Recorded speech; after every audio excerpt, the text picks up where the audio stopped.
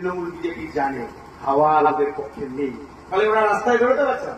বিশেষত তৃণমূল রাস্তায় বেরোলেই এরকম চোর চোর চোর চোর চোর চোর এত কথা শুনছে। পঞ্চায়েত নির্বাচন থেকে ওরা স্ট্র্যাটেজি বদলে নিয়েছে, ওরা এখন পুলিশকে পাঠাচ্ছে। কার বাড়িতে সাদা থাম দিতে হবে, কার বাড়িতে গিয়ে বলতে হবে কাকু মেয়ে তো কত দূর থেকে রাতে ফিরছে, আপনি এত লাল পার্টি করতে করতে যাবেন না, এইসব কথা বলার জন্য পুলিশের একাংশকে, সিভিক ভলেন্টিয়ারদের একাংশকে ওরা ভাড়া করেছে। সবাই নন, একাংশ পুলিশের, পুলিশ কম, তৃণমূলের লোক বেশি হয়ে গেছে।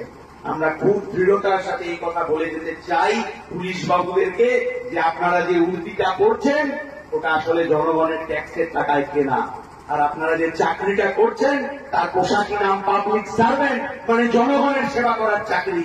চোর চিটিং বাজদের রক্ষা করতে যাবেন না, হাওড়া চিরঙ্গাল একরকম থাকবে না, চোর চিটিং বাজরাও চিরঙ্গাল জেলের বাইরে থাকবে না।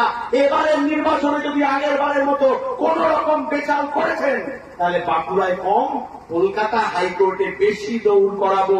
এই কথা মাথায় রেখে নিরপেক্ষতার সাথে এবারের ভোটটা লড়তে হবে।